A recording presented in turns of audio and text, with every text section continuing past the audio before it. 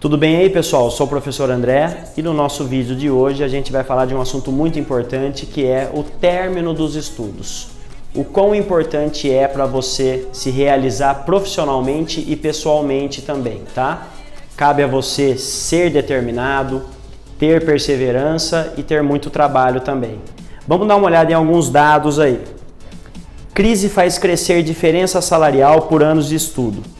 Então aqui está falando, né, esse dado aqui do G1, que quem tem ensino superior, quem é formado na faculdade, ganha até 6 vezes mais de uma pessoa que não é formada na faculdade. Então a importância de você também buscar uma faculdade depois, tá? E aqui nesse gráfico de pizza, vamos dar uma olhada no seguinte. É bem provável que você esteja aqui nessa faixa, né? Ensino médio incompleto. Então você está ganhando na faixa de 1.365. Ao terminar os estudos, ao terminar o ensino médio, você poderá ganhar R$ 1.823. Então perceba que você já vai dar um salto na questão financeira.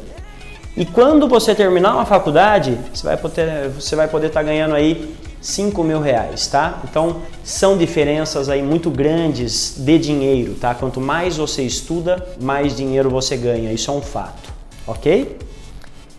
Na próxima notícia também do G1, mais da metade dos brasileiros de 25 anos ou mais ainda não concluiu a educação básica, aponta IBGE, Instituto Brasileiro de Geografia e Estatística. O que significa isso, pessoal? 52% da população não terminou os estudos, né? E 48% terminou. Então é hora de você sair desses 52% e ir para o 48%, tá?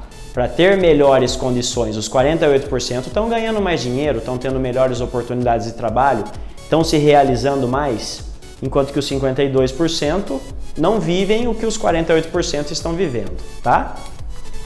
E aqui um outro gráfico mostrando, né, fundamental incompleto e o médio incompleto, a porcentagem de pessoas, a quantidade de pessoas.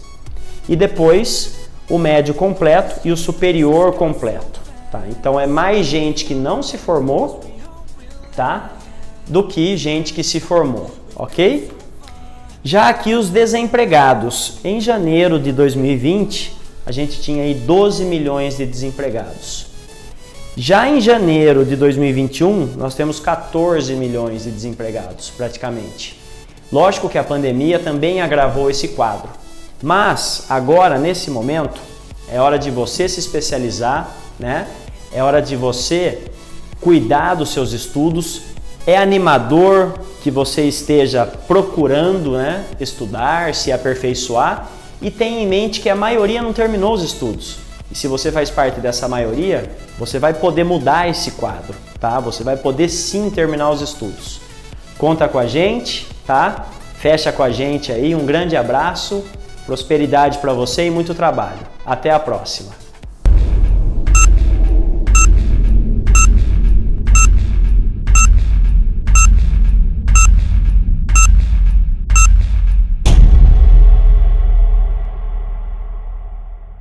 Tudo bem aí, pessoal? Saudações a todos, sou o professor André, a maioria aí já me conhece, estamos junto aí em mais uma aula live, dessa vez uma aula de português, e aí temos alguns recados aí para você ficar atento.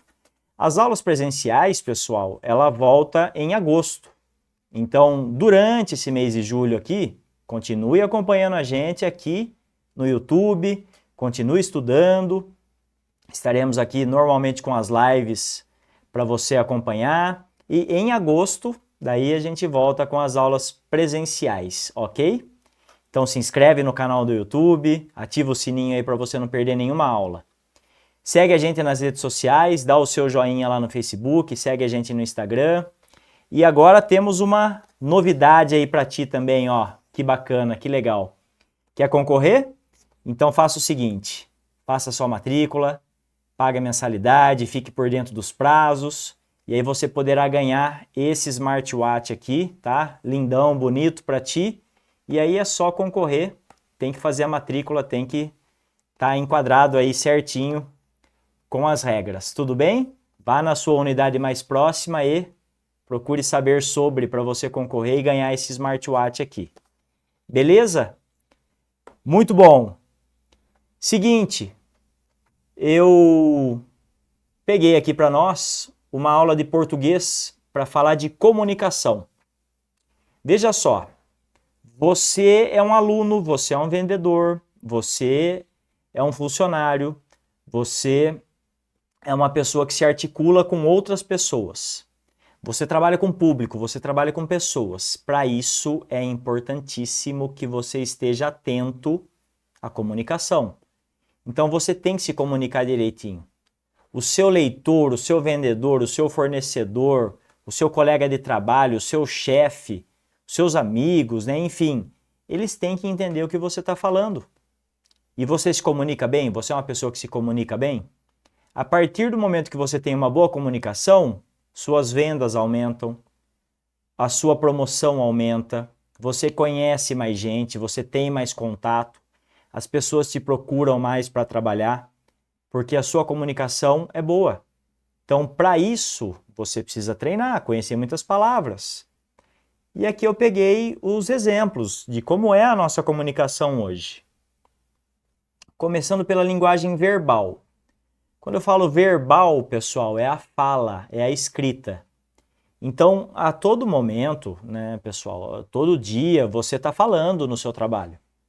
Você vende, você fala com clientes, você fala com fornecedores e você está escrevendo. Você escreve e-mail, você escreve no WhatsApp, você escreve para o seu fornecedor, você pede carregamentos, você pede condimentos, mantimentos, né, caixas, enfim.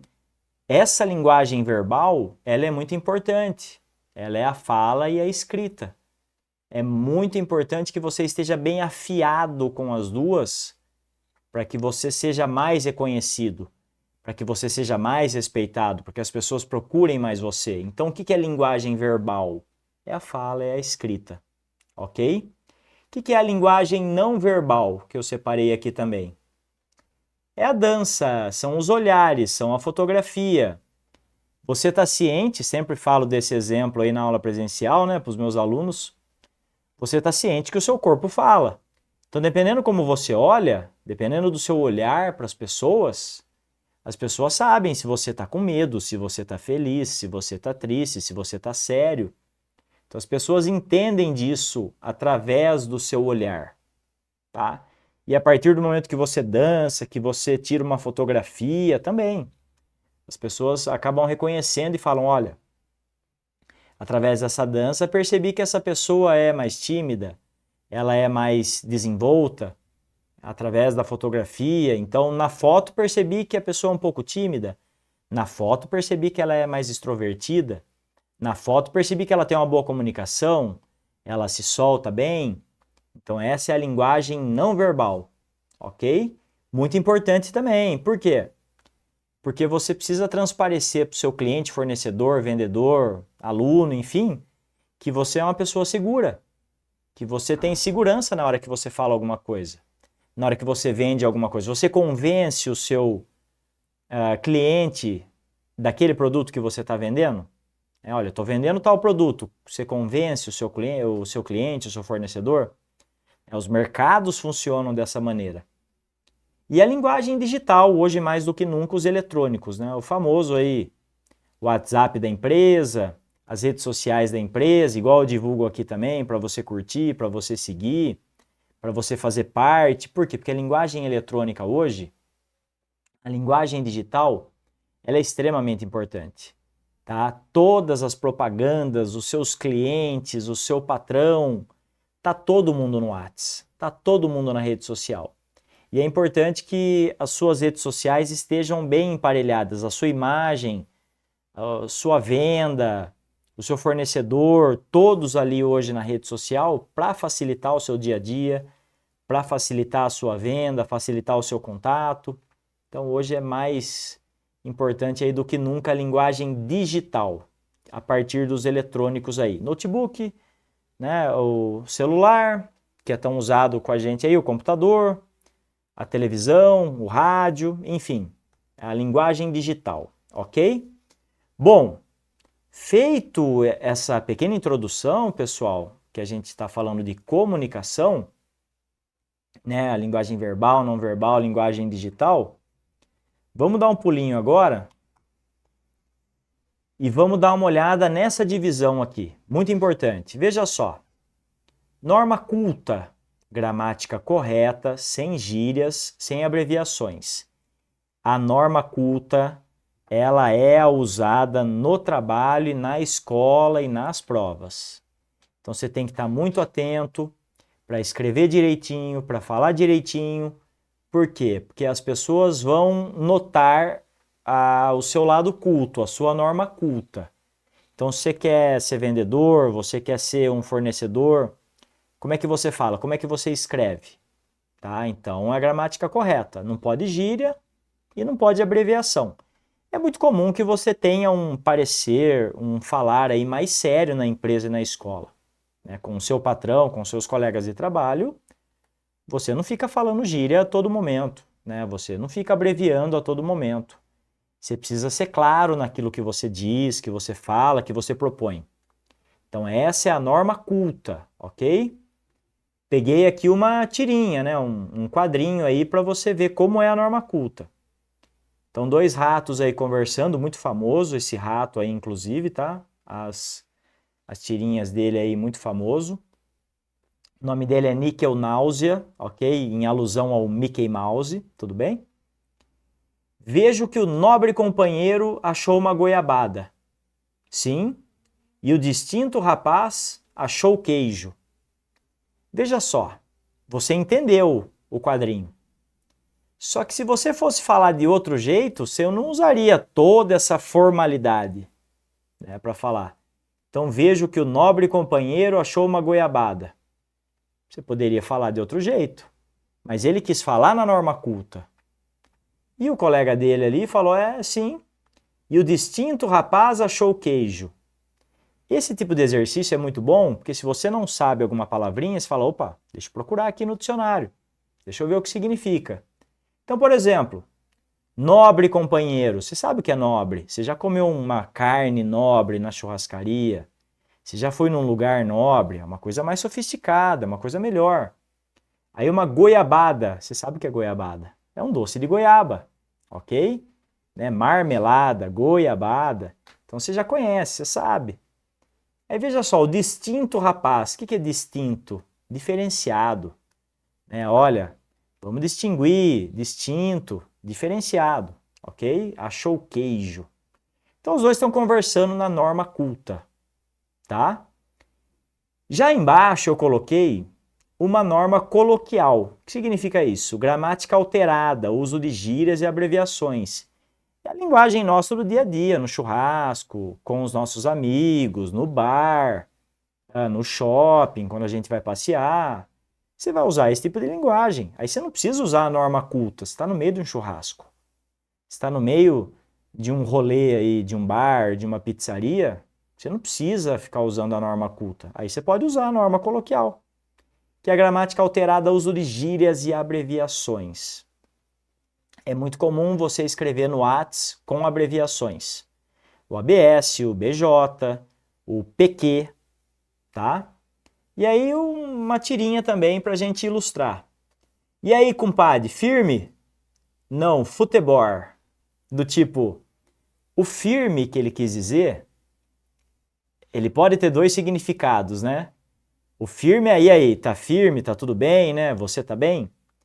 Só que o firme de filme, os caipiras acabam falando assim, e quem é de Piracicaba aí como eu, quem tá acompanhando, sabe do que eu tô falando, né? Firme.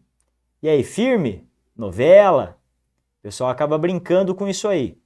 Na verdade, são 2 caipiras com a norma coloquial, com o uso de gírias, com a linguagem caipira, tá? E o futebol, ou futeba. E aí, vamos jogar um futeba? Vamos bater uma bolinha? É a gíria, tá? Vamos jogar uma pelada? Então é a gíria, ok? Mas o nome oficial é futebol. Mas é difícil você chegar para os seus amigos, é praticamente quase que impossível. E aí, vamos jogar futebol hoje? É muito difícil você falar um negócio desse. Você não fala desse jeito. E aí, bater uma bolinha hoje? Jogar um futebolzinho? Futeba hoje? Por quê? Porque você está na linguagem coloquial, na norma coloquial. Então, saiba a hora certa de usar cada linguagem. As duas são permitidas no local certo, na hora certa. Ok? Para você aumentar a sua linguagem, como é que você faz? Dicionário, leitura, conversar com as pessoas, escutar as pessoas, né? Vai falar com as pessoas, vai aprender palavra nova. Aí você acaba adquirindo mais palavras.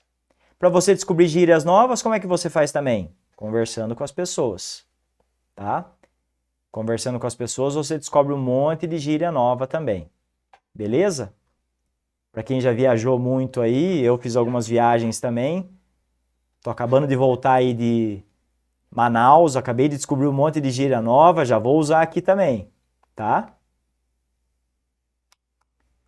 Bom, vamos lá. Peguei aqui um exemplo muito legal, que é o Atlas Linguístico do Brasil. Dê uma olhadinha, veja só. Mandioca, aipim, macaxeira, tá?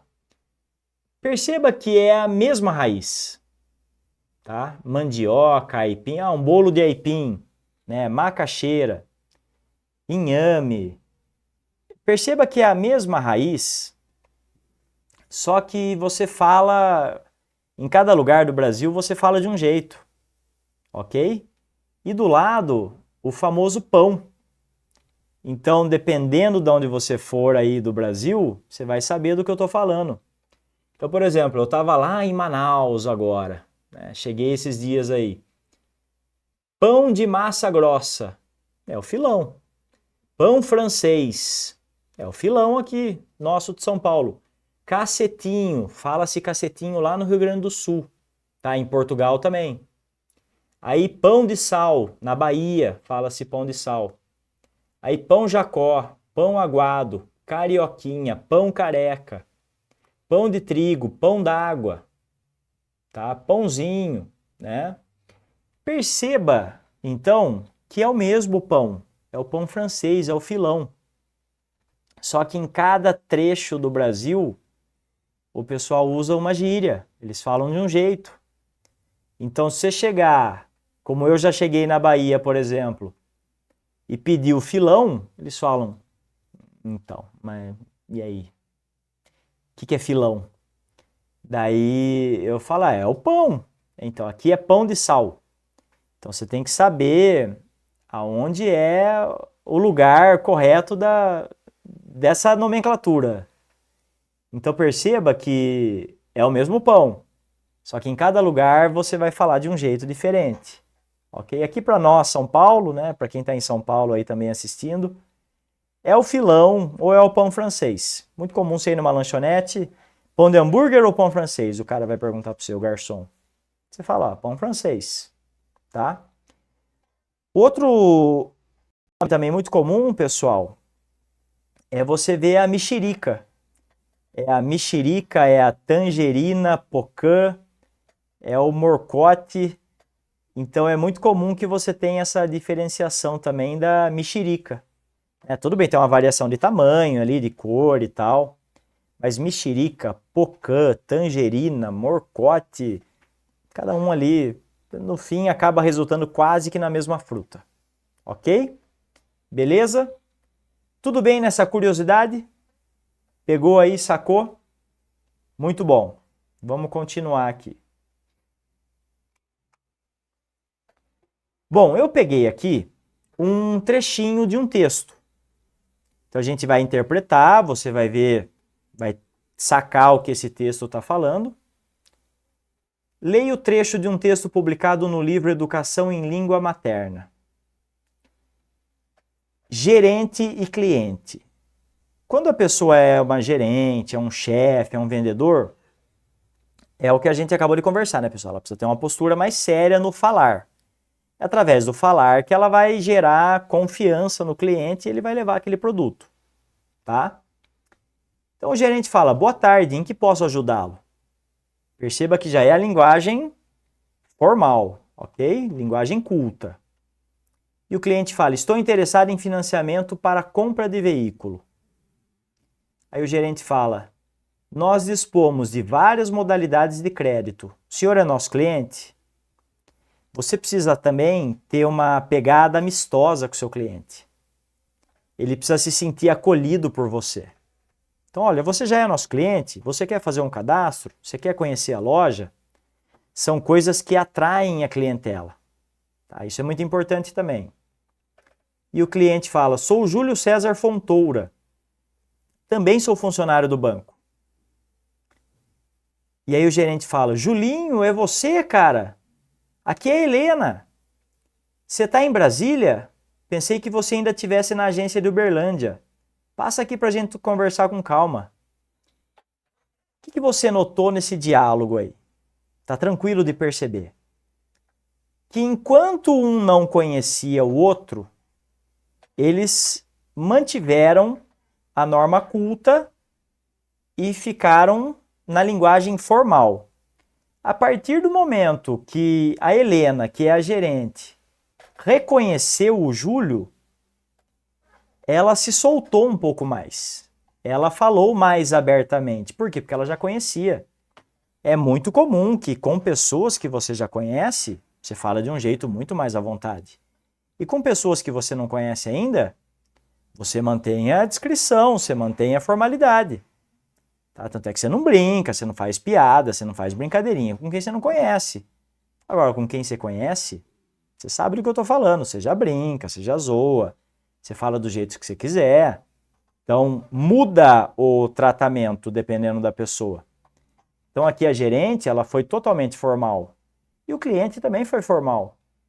Dá para transformar essa conversa numa conversa mais amigável? Dá. Só que não é geralmente o que as pessoas fazem. Então, você está pedindo um financiamento, você vai no banco, está pedindo alguma máquina, está comprando alguma coisa. Oi, tudo bem? Boa tarde, gostaria de tentar um financiamento. Quero financiar uma moto, quero financiar um carro, uma casa. Quais são as condições?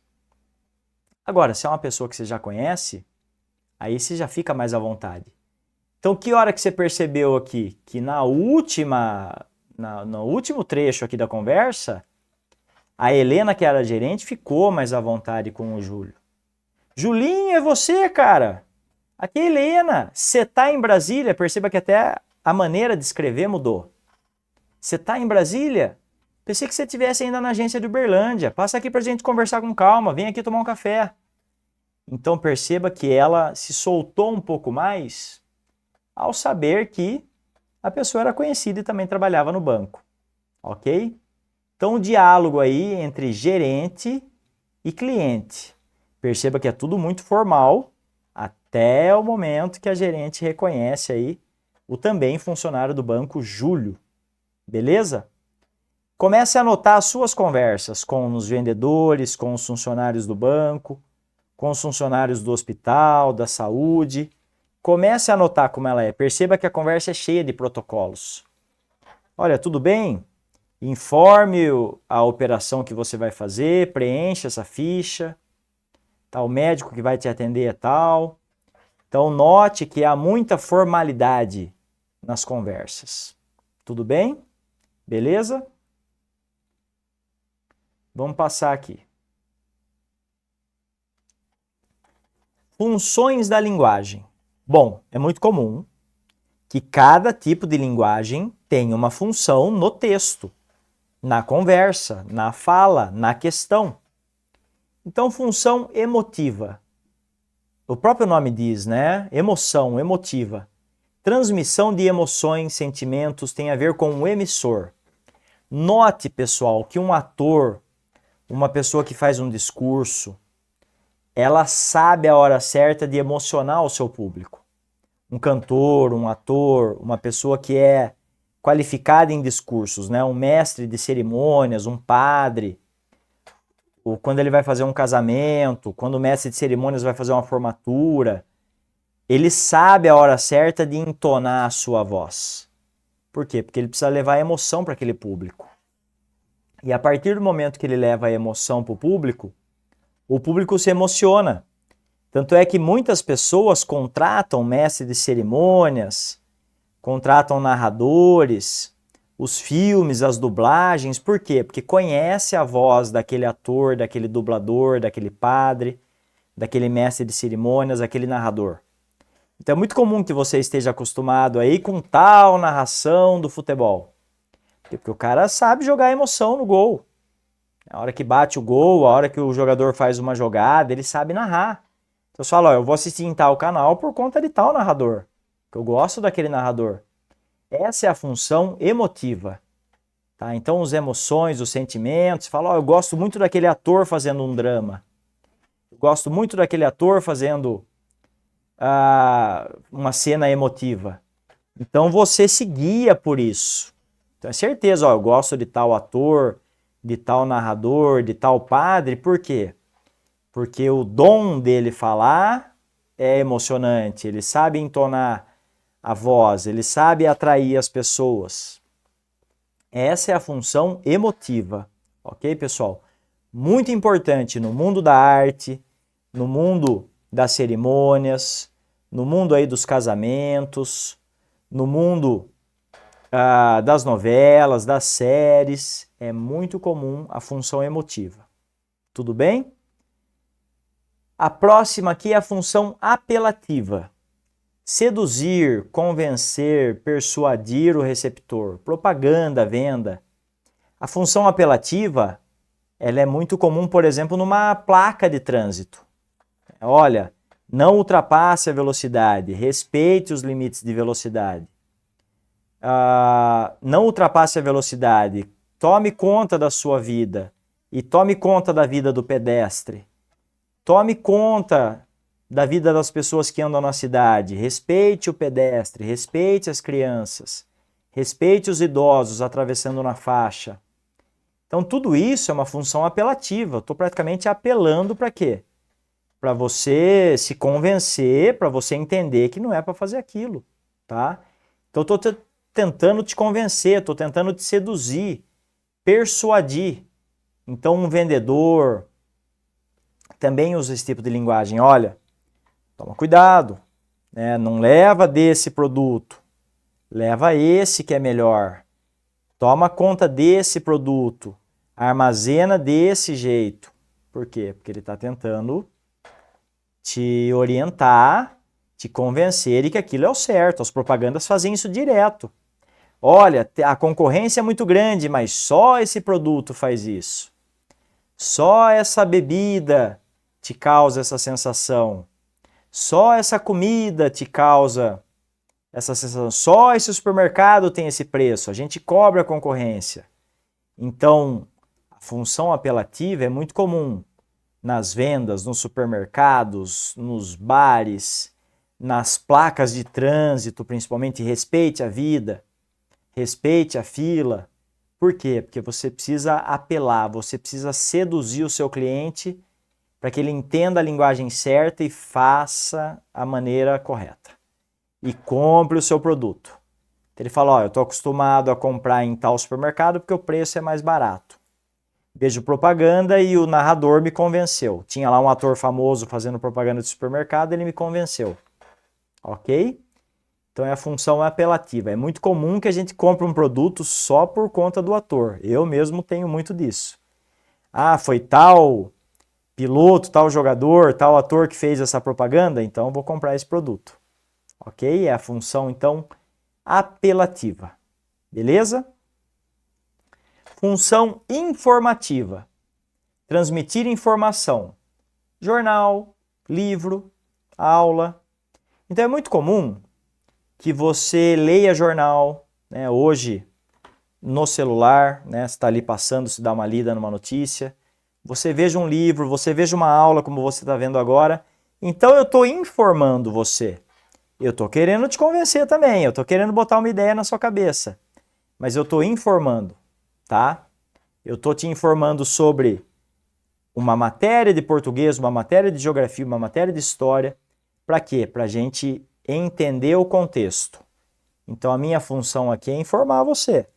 Você já viu nas minhas aulas aí que eu tento te informar sobre tudo, né? Sempre que der tempo, sempre que a gente tiver no nosso enquadro aqui, opa, faça isso.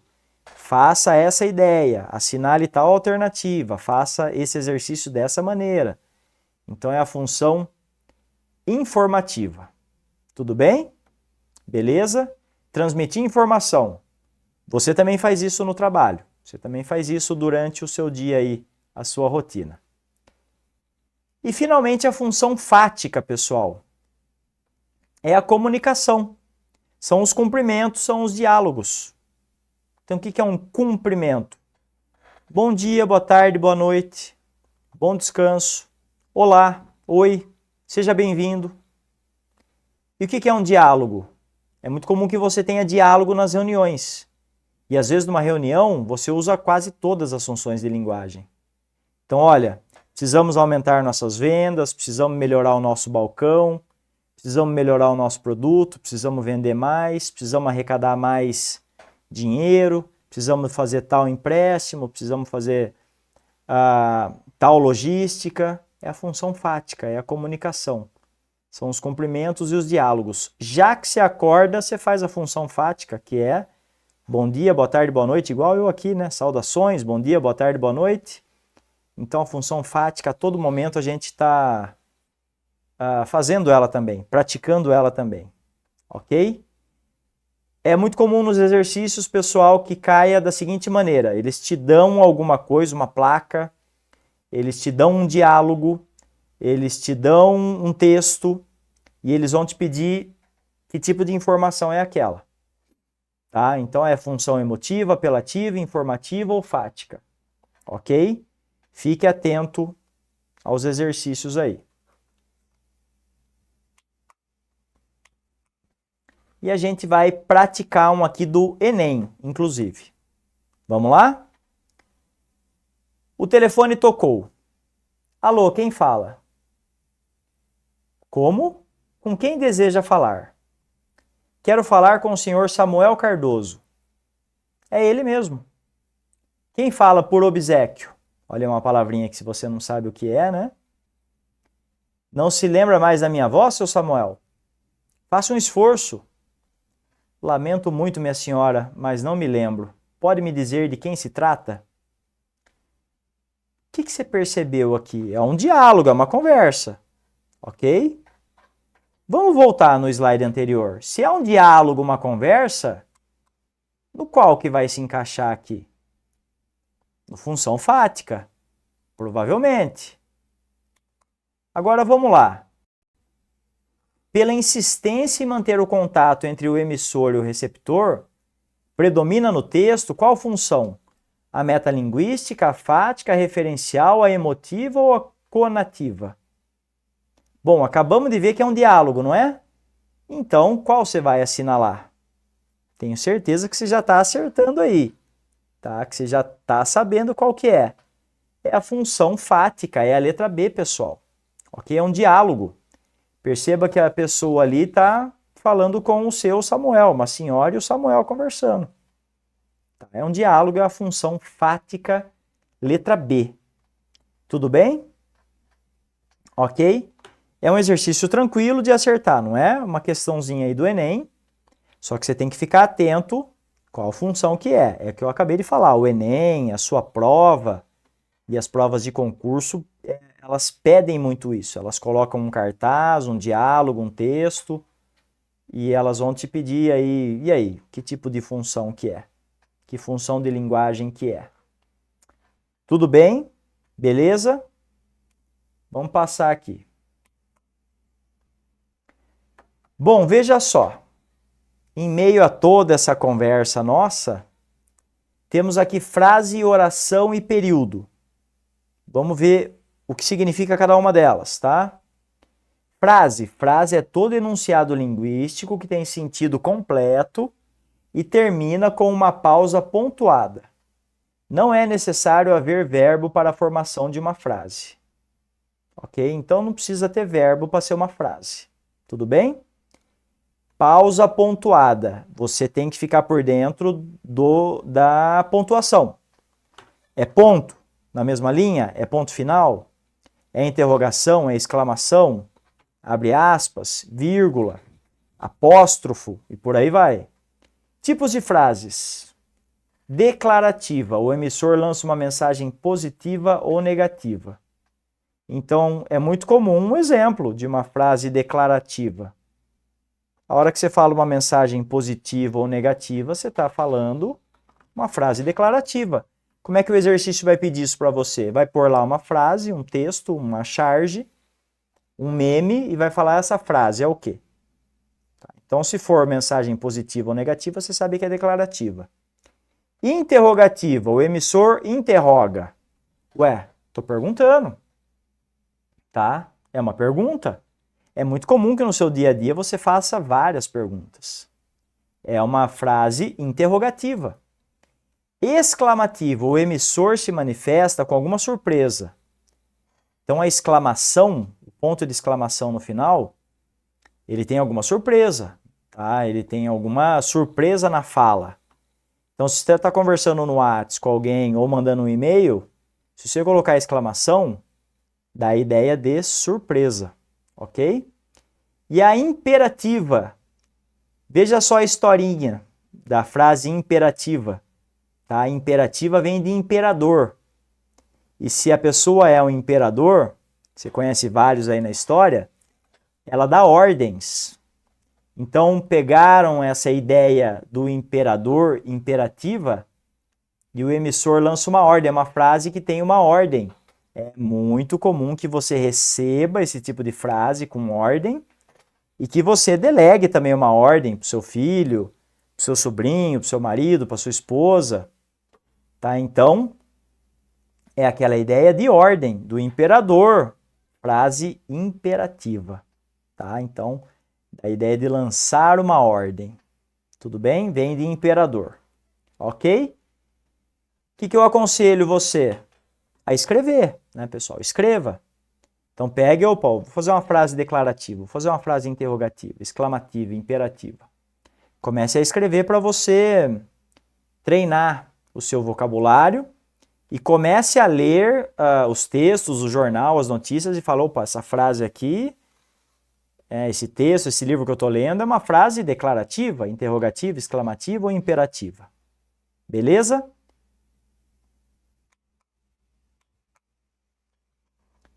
Vamos lá. No caso da oração, a informação gira em torno de um verbo.